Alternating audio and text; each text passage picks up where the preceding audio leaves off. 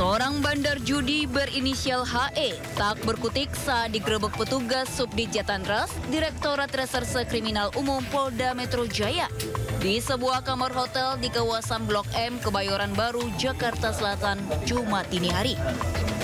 HE kemudian digelandang ke Polda Metro Jaya.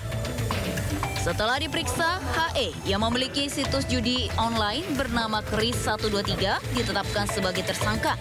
Selain mengelola ribuan situs judi daring, tersangka HE juga berperan sebagai penghubung antara bandar judi dengan pegawai Komdigi berinisial MN. HE mengaku menyetorkan uang sebesar 24 juta rupiah per situs kepada MN agar daftar situs judi daringnya tidak diblokir. Hingga saat ini total ada 22 orang dibekuk polisi dalam kasus judi online di Kementerian Komdigi. Sebelumnya, Polda Metro Jaya telah menetapkan 18 orang tersangka. 11 diantaranya merupakan pegawai Kementerian Komunikasi dan Digital Komdigi. Dari Jakarta, Den Helmi Sayangbati melaporkan.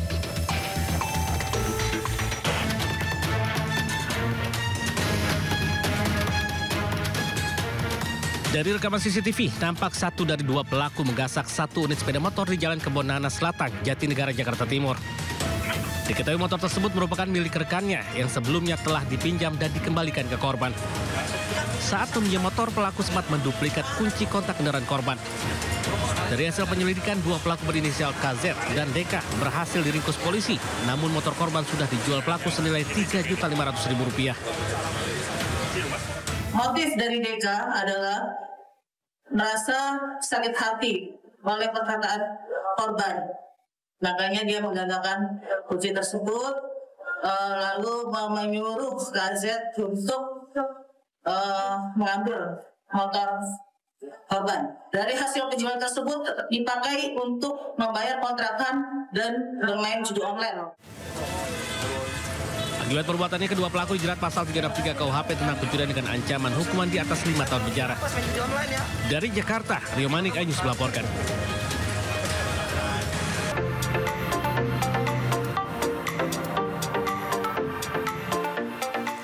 Gelaran debat terakhir calon gubernur dan calon wakil gubernur Jakarta akan diselenggarakan hari Minggu 17 November 2024 di Hotel Sultan Jakarta. Sejumlah persiapan sedang dirampungkan, mulai dari penataan panggung yang akan diisi 3 pasangan calon, sound system hingga lighting yang akan mendukung terselenggaranya debat. Sementara calon gubernur Jakarta nomor urut 1, Ridwan Kamil, mengaku siap menghadapi debat pamungkas Pilkada Jakarta yang akan digelar. Itu juga dengan calon gubernur Jakarta nomor urut 3, Pramono Anung, yang siap hadapi debat bersama pasangannya Rano Karno. Juga besok ada debat, ya, mungkin ada pertanyaan dari media. Kita sudah latihan kemarin dan akan latihan lagi simulasi besok, sehingga di debat terakhir yang temanya tentang tata kota lingkungan, mudah-mudahan dilancarkan, sudah persiapan, mudah-mudahan fisik sehat, suara mantap, dan bisa meyakinkan warga di sisa waktu. Saya kira itu. Jadi hari ini saya tetap berkegiatan seperti biasa, bahkan nanti sore kita akan ada acara yang cukup besar, jam 4 atau jam 5 begitu. Persiapan debat untuk besok, Mas Pram? Persiapan debat sudah dilakukan. Debat terakhir ini akan mengangkat tema lingkungan perkotaan dan perubahan iklim.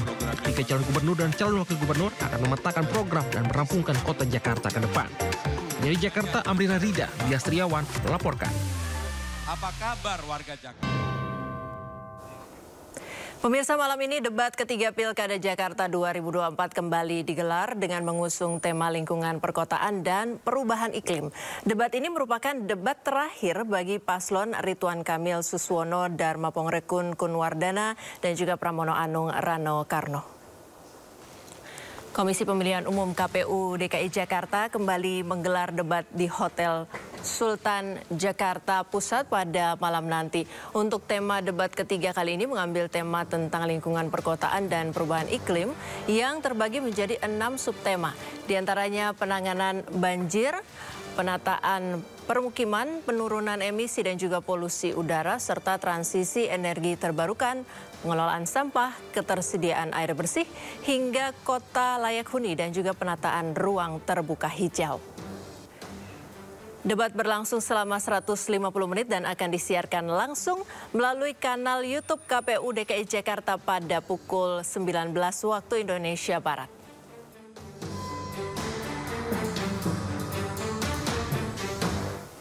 Ya pemirsa, untuk mengetahui persiapan debat ketiga Pilkada Jakarta 2024 sudah ada rekan kami Syahreza Zansky di Hotel Sultan Jakarta.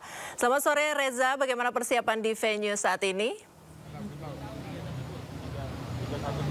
Ya baik Priska dan juga Pirsa, selamat sore. Berbagai persiapan sudah dilakukan oleh pihak KPUD DKI Jakarta dan juga venue debat di Hotel Sultan Jakarta Pusat, di mana pada sore kali ini terdapat berbagai persiapan. Tentunya ini dimulai dari berbagai aparat yang sudah mulai mengamankan berbagai titik, salah satunya adalah titik di lobi VVIP, tepat di mana para paslon ini akan masuk ke venue debat melalui lobi VVIP di tempat di depan layar kaca Anda tentunya. Rizka dan juga pemirsa, berbagai persiapan tidak hanya dari aparat keamanan, kami juga sudah melihat beberapa para pendukung paslon, baik itu paslon 2 dan juga paslon nomor urut 1, namun ini masih didominasi oleh para pendukung paslon 02 yang sudah menanti kedatangan daripada cagup dan cawagup mereka, yakni Dharma Pongreku dan juga Kun Wardana. Namun kami sejatinya masih menunggu apakah nantinya para paslon lain akan hadir, termasuk paslon nomor urut 1 yakni Ridwan Kamil dan juga Suswono, lalu ada paslon nomor urut 3 yakni Pramono Anung dan juga Rano Karno. Namun berbagai persiapan tak hanya pengamanan dan juga para pendukung, di pantauan kami sudah mulai dipersiapkan red carpet yang nantinya akan dilalui oleh para paslon untuk menuju ke ruang venue ataupun debat ketiga di Hotel Sultan kali ini, di mana untuk debat terakhir sejatinya ini mengusung tema tata kota dan juga perubahan iklim. Untuk durasi tetap seperti debat-debat pada sebelumnya, yakni 150 menit, sudah termasuk commercial break ataupun jeda iklan, dan terdiri dari 6 segmen, yang mana nanti segmen awal-awal akan dijabarkan soal visi misi dari para paslon. Nanti dilanjutkan lagi dengan beberapa segmen seperti tanya jawab terhadap paslon dengan para panelis yang nanti ya akan membimbing para paslon untuk mengutarakan visi misinya, di mana akan ada beberapa subtema, yakni penanganan banjir, penataan pemukiman, penurunan emisi, polusi udara, serta transisi energi terbarukan dan pengelolaan sampah, dan beberapa subtema lainnya yang tentunya ini mengarah ke arah tata kota dan juga perubahan iklim. Priska dan juga pemirsa, dapat kami informasikan bahwasanya persiapan lagi-lagi sudah mulai tampak tentunya, mengingat ini tinggal sekitar 3 jam lagi menuju debat pilkada ketiga untuk Jakarta 2024, di mana untuk red carpet sendiri sudah mulai rapi, aparat sudah mulai berjaga di berbagai titik, salah satunya adalah di tempat drop off komisioner dan tamu VVIP untuk KPU DKI Jakarta pada hari ini yang diselenggarakan di Hotel Sultan Jakarta. Namun bisa dipastikan bahwasanya nanti para paslon akan masuk melalui lobi timur dan para pendukung akan mendukung di depan lobi timur untuk menyaksikan detik-detik mereka masuk. Lalu nanti para paslon, baik para pendukung paslon masuknya, baik itu pendukung paslon 1, 2, dan 3 akan diarahkan ke pintu selanjutnya, yakni ke akses pintu nomor 7, di mana ini akan menjadi akses masuk untuk para pendukung pasangan calon. Jadi poin dari akses daripada kali ini untuk paslon, mereka akan diarahkan terlebih dahulu ke pintu 5, yakni ke pintu lobi VVIP. Nanti para pendukung akan lanjut ke pintu 5, ke pintu 7 maksudnya, agar mereka bisa menyaksikan adanya debat pada kali ini yang mengusung tema tata kota dan juga perubahan iklim. Sementara itu Priska, kembali ke Anda. Baik, terima kasih Reza, selamat bertugas kembali. Ya pemirsa, setelah KTT APEC, Presiden Prabowo Subianto akan menghadiri KTT Group of 20 atau G20 pada 18 hingga 19 November 2024 di Rio de Janeiro, Brazil. Apa saja isu yang akan dibawa Prabowo di KTT G20 dan apa manfaatnya bagi Indonesia? Untuk membahasnya sudah bergabung bersama kami pengamat hubungan internasional dari Universitas Padjadjaran, Bapak Tengku Reza Shah. Selamat sore Bapak. Selamat sore Prisca Papila ya. Ya, sebelumnya kami juga sudah mengundang pihak dari Kantor Komunikasi Kepresidenan dan pihak Kemenlu, namun belum ada yang bisa bergabung dalam kesempatan ini.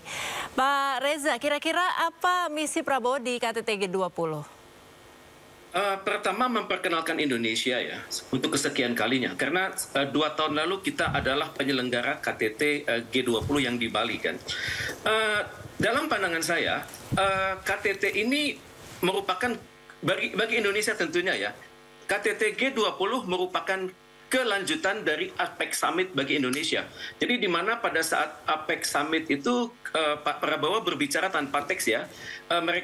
Beliau mengatakan perlunya inovasi, kemudian beliau mengatakan perlunya transformasi digital, ketiga beliau menegaskan perlunya transfer teknologi antar negara anggota APEC. Dan untuk itu di KTT G20 ini tampaknya Indonesia akan berbicara pertama Global Health Architecture, di mana kita sangat belajar dari pengalaman dari COVID-19 lalu, di mana dunia membutuhkan suatu arsitektur kesehatan yang lebih baik. Yang kedua adalah digital-based economic transformation, yakni mendukung ekonomi negara-negara, terutama sekali yang berbasis UMKM untuk lebih mengenal teknologi maju.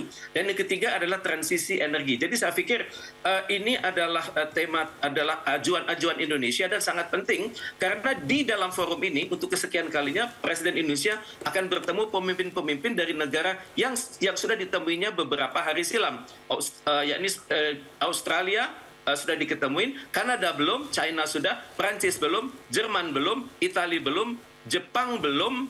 Jepang sudah pada saat KTT APEC kemarin, Republik Korea sudah, kemudian Saudi Arabia akan ditemui, dan juga Inggris. Jadi ini adalah suatu forum perkuatan tekad Indonesia untuk bersinergi dengan negara-negara anggota G20 tersebut. Tentu saja akan ada juga nanti pimpinan yang belum ditemui oleh Presiden Indonesia, yakni Presiden Argentina dan Presiden Brazil. Ya, kemudian tampaknya ini merupakan peluang Indonesia untuk menekankan kembali Indonesia siap untuk menjadi negara maju, Indonesia siap bersinergi, dan Indonesia tidak melihat negara-negara tersebut dalam konteks persaingan, tapi dalam konteks kolaborasi. Persis seperti yang telah beliau katakan pada di KTT APEC kemarin. Baik, seberapa signifikan manfaat dari pertemuan G20 ini untuk Indonesia, Bapak? Sangat signifikan ya, karena dalam G20 ini tema tahun ini adalah Building a Just World and a Sustainable Planet. Jadi membangun dunia yang lebih berkeadilan dan planet yang berkelanjutan. Jadi ini mengingatkan saya akan adanya tantangan semua untuk mencapai tujuan-tujuan dari Sustainable Development Goals tahun 2030 mendatang. Kemudian juga tema-tema diskusinya diperkirakan akan membahas soal kemiskinan, kemudian transisi energi, kemudian transformasi pembangunan, dan juga reformasi dalam tata kelola. Jadi apa yang dibahas di KTT G20 ini tampaknya sangat berhubungan dengan tantangan Indonesia ke depan dan juga prioritas pemerintah Republik Indonesia saat ini. Baik, Bapak, kita tahan sejenak karena kita akan bergabung ke venue untuk debat calon pemimpin Jakarta. Sesaat lagi kita akan... Ya, kita lanjutkan dialog sore hari ini mengenai pertemuan G20. Bapak Tengku Reza Syah masih bersama kami, Bapak? Masih, salam dari Bandung. Ya, Pak Reza, ini tadi sempat Anda singgung bahwa tidak hanya menghadiri KTT G20, Bapak Prabowo ini juga dijadwalkan untuk bertemu sejumlah pemimpin negara sahabat. Sebelumnya sudah berada di Peru, Bapak Prabowo menemui Presiden Vietnam dan juga PM Kanada dan juga PM New Zealand. Bagaimana Anda melihat hal ini untuk kaitannya dengan hubungan Indonesia dengan negara-negara ini? Pertemuan antar pemimpin itu sangat penting ya, apalagi kalau pemimpin puncak.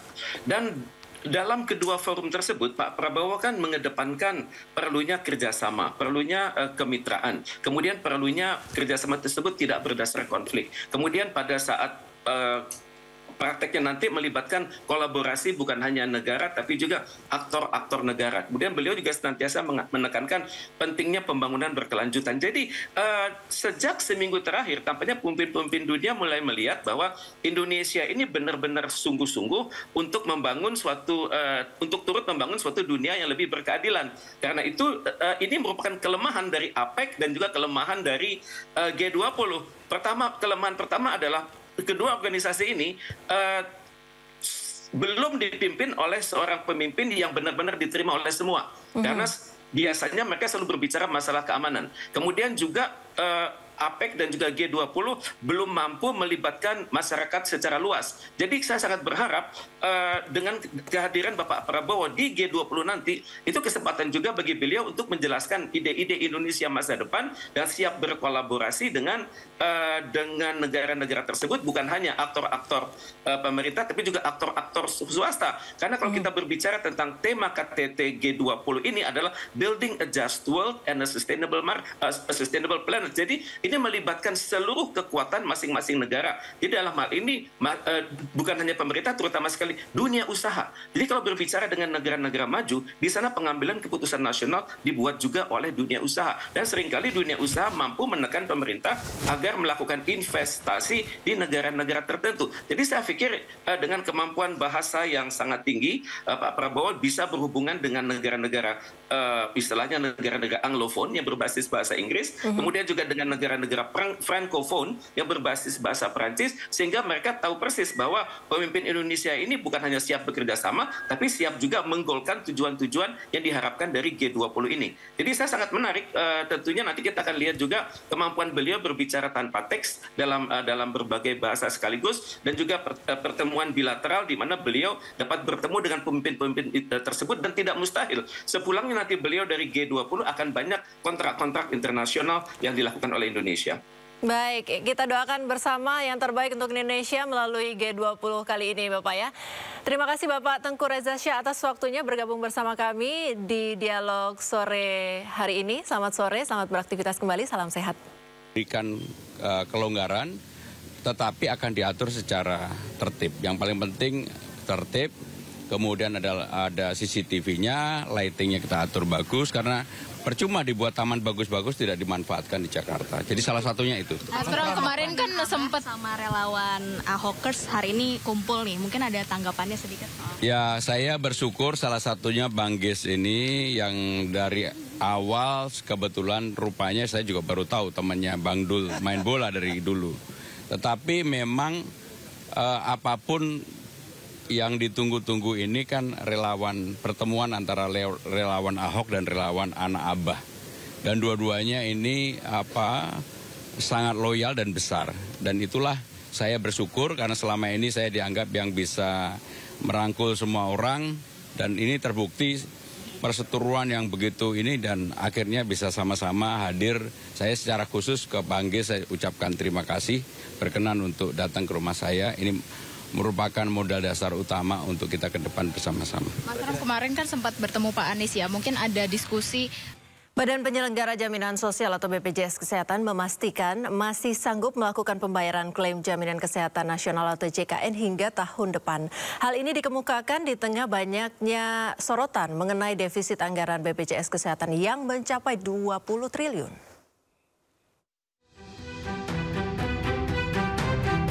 Ekonom senior Indef Tauhid Ahmad menyebut peluang defisit BPJS Kesehatan yang mencapai 20 triliun. Tauhid melihat banyaknya profil peserta BPJS yang beragam. Defisit bisa terjadi lantaran makin meningkatnya penduduk tanah air. Tak hanya itu, tingginya defisit BPJS ini disebutkan Tauhid lantaran banyak masyarakat yang mulai memanfaatkan layanan kesehatan, khususnya di tengah melemahnya daya beli masyarakat menengah yang turun. Tak heran jika masyarakat mengandalkan BPJS Kesehatan dalam pelayanan kesehatan. Untuk itu, sejumlah langkah perlu dilakukan untuk mengatasi defisit. Salah satunya dengan meningkatkan iuran BPJS Kesehatan. Meski demikian, Tauhid melihat kenaikan iuran tak boleh melebihi 5 hingga 6% dari iuran saat ini, sehingga tidak membebani masyarakat. Di samping itu, diperlukan adanya pengawasan untuk menghindari fraud atau kecurangan dari oknum, sehingga diperlukan pengetatan dalam proses klaim. Menurut saya kenaikan iuran secara berkala itu tidak bisa dihindarkan. Ya, tetapi memang ya besarannya yang sesuai dengan dompet masyarakat lah, willingness to pay-nya berapa gitu. Misalnya kalau kenaikan pendapatan masyarakat katakanlah pertumbuhan ekonomi 5% plus inflasi, ya nggak boleh lebih dari itu gitu ya. Misalnya pertumbuhan 5%, inflasi 2-3%, ya kenaikannya hanya sebesar itu gitu. Mungkin sekitar 5-6% lah yang kemudian dompet masyarakat juga bisa bayar gitu. Direktur Utama BPJS Kesehatan Ali Gufron Mukti tidak menampik ada potensi defisit keuangan sampai dengan 20 triliun rupiah di tahun ini. Namun BPJS Kesehatan masih memiliki aset neto sebesar 51 triliun rupiah untuk membayar klaim premi hingga tahun 2025. Hal ini diungkapkan Gufron di gedung DPR Rabu lalu. Gufron menyebut saat ini BPJS Kesehatan bersama dengan pemerintah masih mencari solusi terkait melebarnya defisit keuangan tersebut.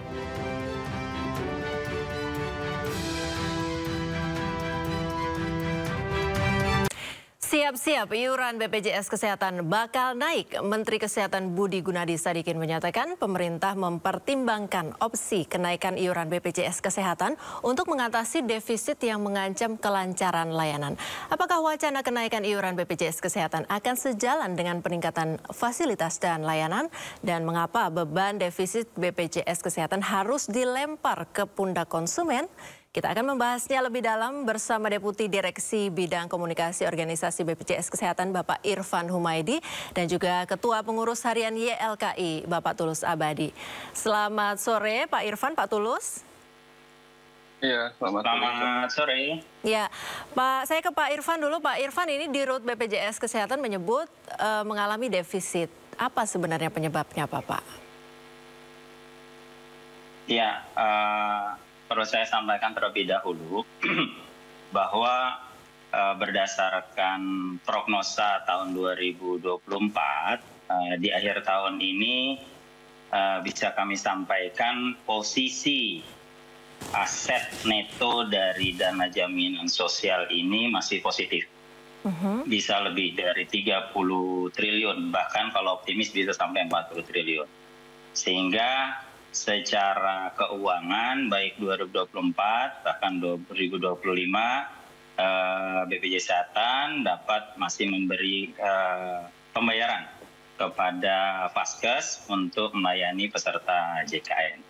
Nah, tadi juga sudah diungkapkan di awal dari rekaman baik itu dari Direktur Perencanaan maupun lainnya bahwa program JKN ini khususnya setelah COVID itu pemanfaatan makin tinggi. Bahkan tahun 2023 rata-rata pemanfaatan sehari itu 1,7 pemanfaatan, 1,7 juta pemanfaat. Nah, ini sebenarnya ada dua sisi. Satu sisi ini menjadi kabar baik dalam arti masyarakat itu sudah banyak mengakses, mendapatkan manfaat dari program JKN ini. Dan ini memang hak daripada masyarakat, peserta JKN yang aktif. Namun di sisi lain memang konsekuensinya itu terhadap biaya. Jadi biaya jaminan kesehatan di tahun 2023 penambahannya saja itu sekitar 45 triliun. Itu di tahun 2023. Bagaimana 2024? 2024 ini tentu juga perkiraannya penambahan pemanfaatan itu cukup tinggi. Tadi sudah disampaikan, dari Pak Direktur Perencanaan pada acara di Bappenas, satu terkait dengan akses yang makin terbuka. Jadi di awal-awal itu nggak sampai 2.000 rumah sakit yang kerjasama. Sekarang sampai 3.100 lebih. Vaskes tingkat perlanjutan juga sekarang lebih dari 23.000. Artinya akses makin terbuka. Dengan akses makin terbuka, peserta makin banyak, peserta makin aware dan makin mengetahui manfaat dari program JKN ini, maka makin banyak pemanfaatan dan itu tidak bisa dihentikan. Artinya itu sebagai wujud kehadiran negara dalam program ini. Nah, memang konsekuensinya di biaya tersebut sehingga memang biayanya cukup besar, apalagi setelah COVID ini bukan hanya rebound, tapi jauh peningkatannya lebih daripada sebelum COVID, Mbak. Gitu. Baik, kalau begitu apakah BPJS Kesehatan masih menjamin lancar bayar rumah sakit meski keadaannya defisit, Pak Irfan? Tadi saya sampaikan bahwa sampai dengan akhir tahun 2024 saja itu aset netonya dana jaminan sosial itu lebih dari 30 triliun. Itu yang moderat, bahkan optimis bisa 40 triliun.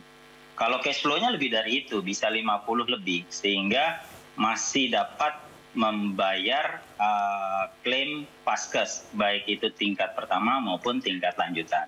Gitu.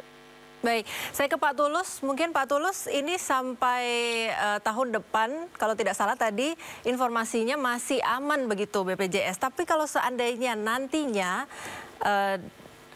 keadaan menjadi tidak aman, kemudian terpaksa dilakukan iuran peserta BPJS ini dinaikkan, bagaimana Bapak? Ya, tentu saya sangat terkejut dan prihatin dengan adanya kabar bahwa BPJS kembali defisit ya, karena 4 tahun lalu kita cukup katakanlah happy bahwa BPJS Kesehatan masih surplus, ya, tapi kemudian ini ada lonceng lagi bahwa akan defisit dan cenderung gagal bayar. Tentu ini berita yang tidak menggembirakan bagi semua pihak. Tapi kami berharap bahwa solusi yang diambil itu sebisa mungkin tidak menaikkan iuran kepada peserta, ya, karena tadi sebenarnya analisis ekonominya harus betul-betul kuat. Kalau saat ini daya beli masyarakat sedang down, apalagi di kelas menengah, ya kalau kelas menengah saja sedang down, apalagi tentu di kelas bawah. Sehingga tentu sangat berat bagi masyarakat, sekalipun tadi diusulkan oleh Indef kenaikan antara 5-6%. Nah, tetapi ini juga harus hati-hati di dalam memformulasikan ini karena tentu akan menambah beban masyarakat yang tinggi, sekalipun katakanlah 5-6% itu. Jadi saya kira kita minta untuk pemerintah mengambil cara yang lain, solusi yang lain untuk mengatasi defisit ini. Ya, memang BPJS Kesehatan tentu sebagai operator tidak bisa menghindar dari biaya operasional yang semakin tinggi terkait dengan utilitas yang semakin tinggi dan lain sebagainya. Tetapi pemerintah harus punya formulasi yang kuat, ya, bahkan harus sinergi dengan sektor-sektor lainnya untuk menyelamatkan BPJS Kesehatan di satu sisi dan di sisi lain tidak menaikkan iuran. Gitu. Nah, itu yang saya kira menjadi hal yang penting. Yang kedua, saya kira juga BPJS Kesehatan dan juga Kemenkes mungkin agak terlena, di mana sudah sejak BPJS Kesehatan beroperasi, itu kan penyakit-penyakit katastrofik yang dipicu oleh gaya hidup yang tidak sehat, itu sangat dominan. Nah, tetapi ini tidak ada keseriusan di dalam mendorong agar selama 10 tahun terakhir gaya hidup masyarakat itu didorong untuk lebih sehat, ya, dalam berkonsumsi misalnya tidak minum minuman manis, tidak merokok dan lain sebagainya. Nah, karena apa? Ini terbukti bahwa penyakit-penyakit itu yang kemudian menggerogoti finansial BPJS Kesehatan dengan tingginya penyakit tidak menular seperti jantung koroner, kanker, stroke, ya, diabetes mellitus dan lain sebagainya. Ini sebenarnya ada kegagalan di sisi hulu yang tidak pernah digarap secara serius baik oleh pemerintah, dan juga saya kira saya ingin mendengar dari Pak Irfan apakah ini juga mendapat perhatian dari BPJS terkait hal ini. Karena kalau ini tidak digarap, tidak diperhatikan serius, maka model pembayaran yang kayak apapun pasti akan jebol karena hulunya tidak beres gitu, hulunya bermasalah. Nah, ini yang sangat mengkhawatirkan. Jadi solusi kenaikan tarif pun akan selalu jebol kalau gaya hidup atau hulunya masyarakat sebagai peserta JKN tidak mengalami perubahan.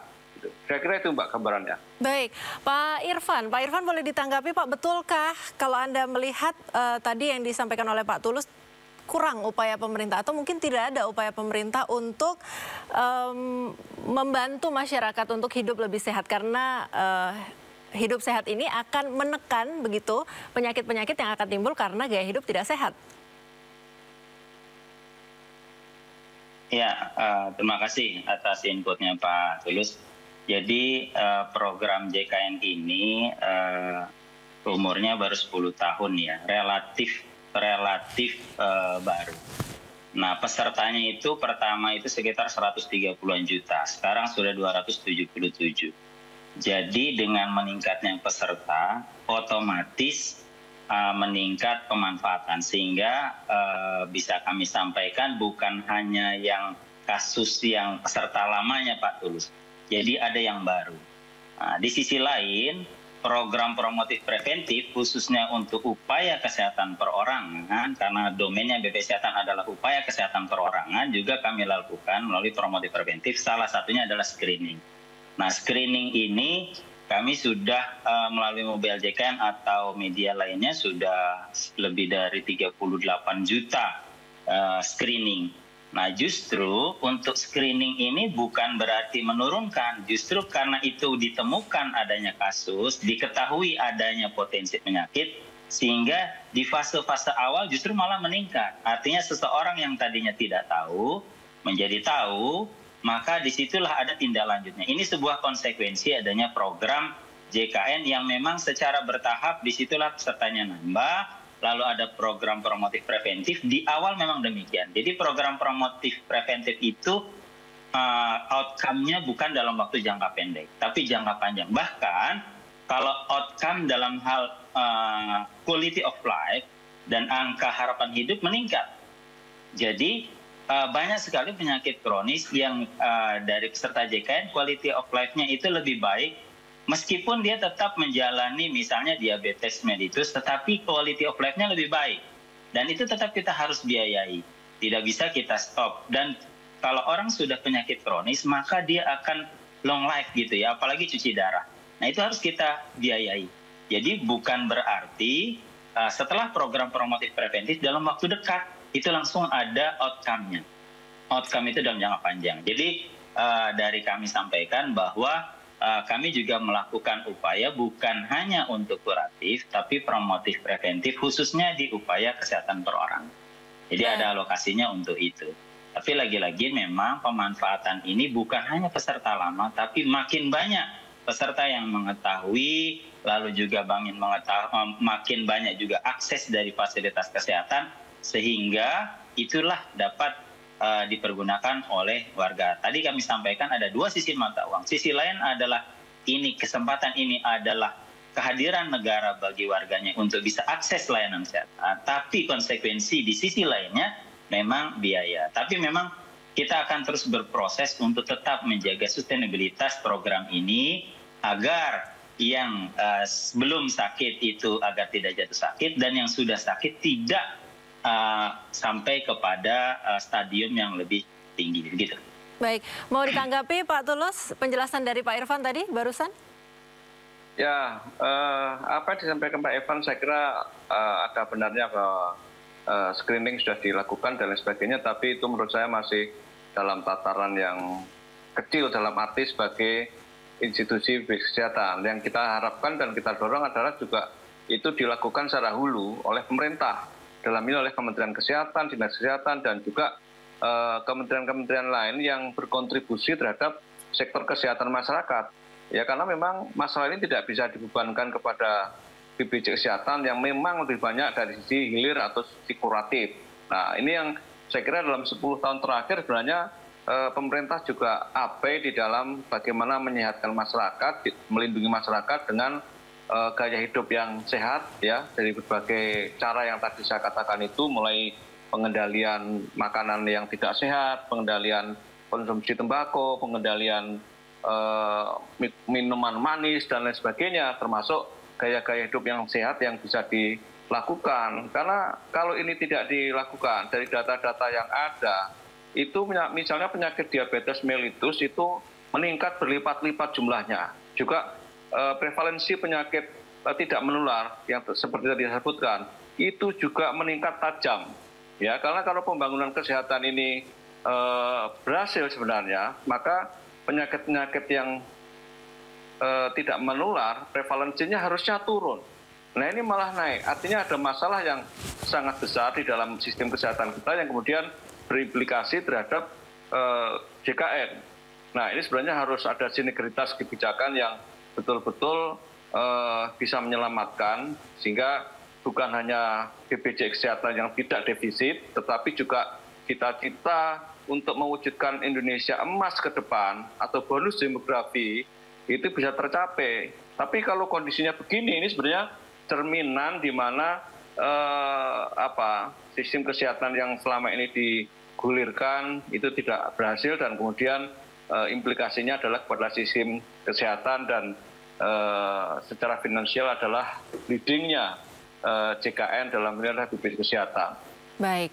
Dan kedua, yang saya juga ingin dorong, kalau memang nanti pemerintah tidak bisa tetap sebisa mungkin tidak ada kenaikan iuran di dalam hal ini, sehingga pemerintah nanti bisa mensimulasi terhadap kebijakan-kebijakan yang lain, misalnya subsidi energi yang sangat besar, yang juga mencapai ratusan triliun dalam setiap tahun, itu bisa dimigrasikan untuk menyelamatkan sektor finansial dari sistem BPJS Kesehatan ini, sehingga tidak perlu ada kenaikan iuran, sehingga pos-pos di subsidi energi bisa dimigrasikan untuk memasok finansial kepada JKN yang tentu jauh lebih baik dibanding subsidi energi. Baik, perlu ada sinergitas kebijakan agar BPJS aman, masyarakat juga nyaman. Terima kasih Bapak Tulus dari LKI dan Bapak Irfan dari BPJS Kesehatan sudah bergabung bersama kami di Sindo Sore hari ini. Salam sehat, selamat beraktivitas kembali. Salam sehat.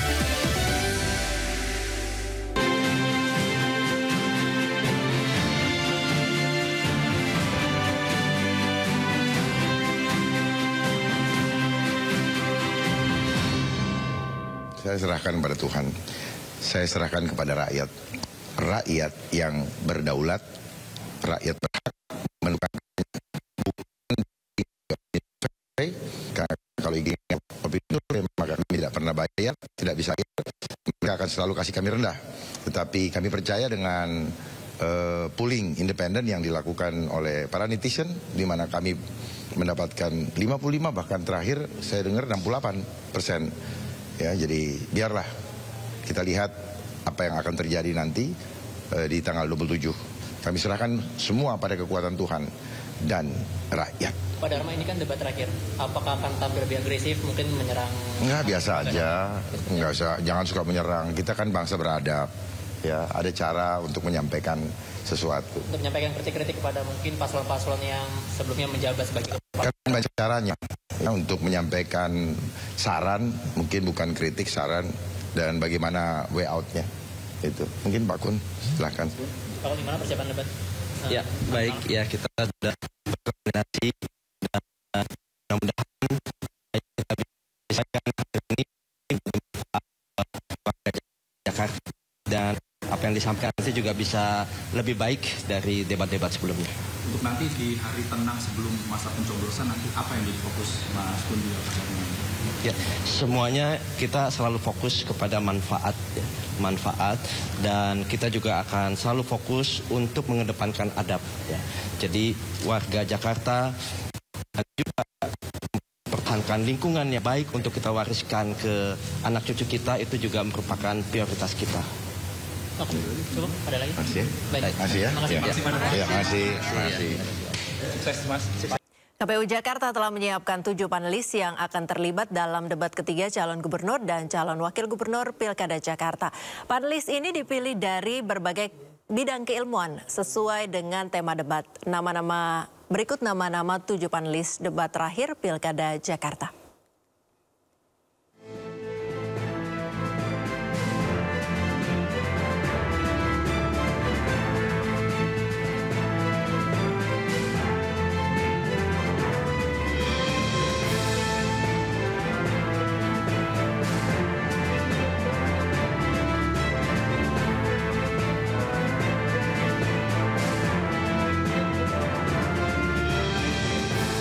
Presiden ke-7 Republik Indonesia Joko Widodo menilai kunjungan Presiden Prabowo Subianto terhadap Cagup Cawagup Jawa Tengah nomor urut 2 Ahmad Lutfi Tachiasin sah dan tidak melanggar aturan.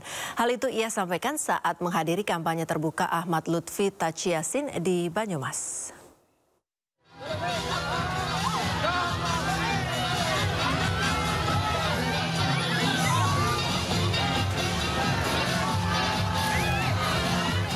Presiden RI ke-7 Joko Widodo melakukan kampanye perdana untuk paslon Cagup Cawagup Jawa Tengah nomor urut 2 Ahmad Lutfi Tachiasin di Banyumas, Jawa Tengah. Dalam kesempatan ini, Jokowi menilai dukungan Presiden RI Prabowo Subianto sekaligus Ketua Umum Partai Gerindra terhadap Ahmad Lutfi Tachiasin tak melanggar hukum.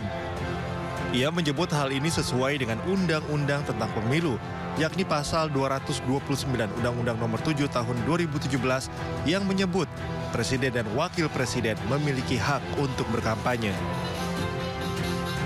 Selain itu, menurut Jokowi, Presiden Prabowo sebagai Ketua Umum Partai Gerindra bertugas memberikan surat rekomendasi terhadap calon kepala daerah dari Partai Gerindra.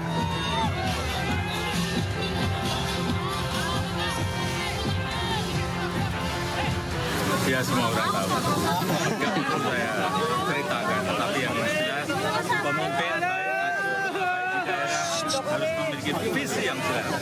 Daerahnya, negaranya harus. Pasal 299 Undang-Undang Nomor 7 Tahun 2017. Di situ jelas disampaikan bahwa Presiden dan Wakil Presiden mempunyai hak untuk berkampanye. Ya kan? Kita tahu Pak Prabowo itu ketua partai Gerindra.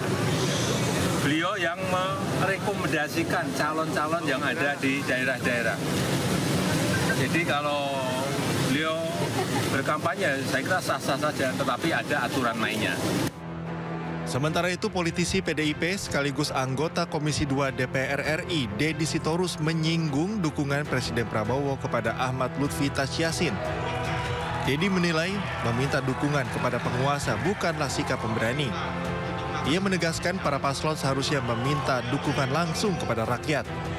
Deddy pun mengungkapkan kekecewaannya atas sikap Presiden Prabowo Subianto dan khawatir terjadi pembegalan demokrasi. Ada 2 pasang calon di Jawa Tengah, tapi kegaduhannya sampai ke antariksa, Pak. Sampai Presiden dan mantan Presiden harus bicara mendukung salah satu calon. Kalau saya sih itu menunjukkan betapa lemahnya mereka, Pak. Karena calon yang baik itu minta tolongnya sama rakyat, bukan sama penguasa, Pak. Peradaban politik kita turun, Pak. Karena institusi-institusi, lembaga-lembaga yang diberi kewenangan oleh negara melalui undang-undang, peraturan, dan regulasi untuk menjadi institusi yang jaga harkat martabat demokrasi justru bagian dari pembegalan demokrasi, Pak.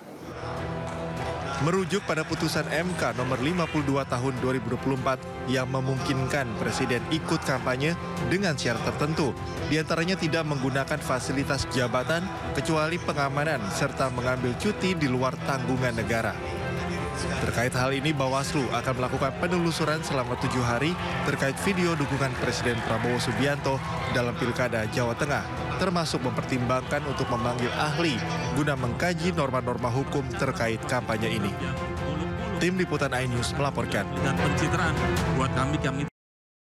Sementara itu, calon Gubernur Jawa Tengah nomor urut 1 Andika Perkasa dan Cawagup Jawa Tengah nomor urut 1 Hendra Priyadi bertemu petani di Kecamatan Kayen, Pati, Jawa Tengah. Andika menerima keluh kesah petani terutama masalah air dan pupuk serta harga gabah yang anjlok saat panen raya.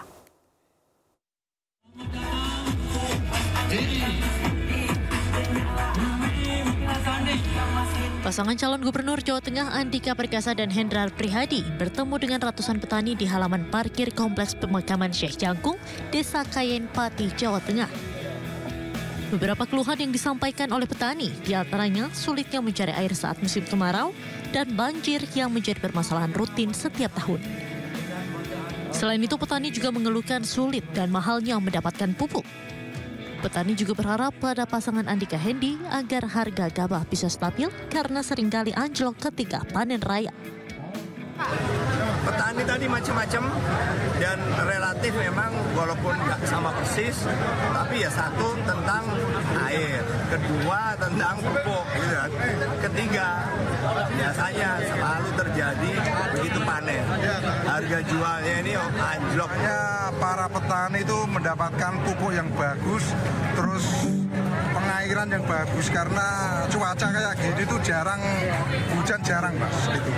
Harapan para petani Pati itu pengennya pupuk gampang, terus pengairan yang bagus.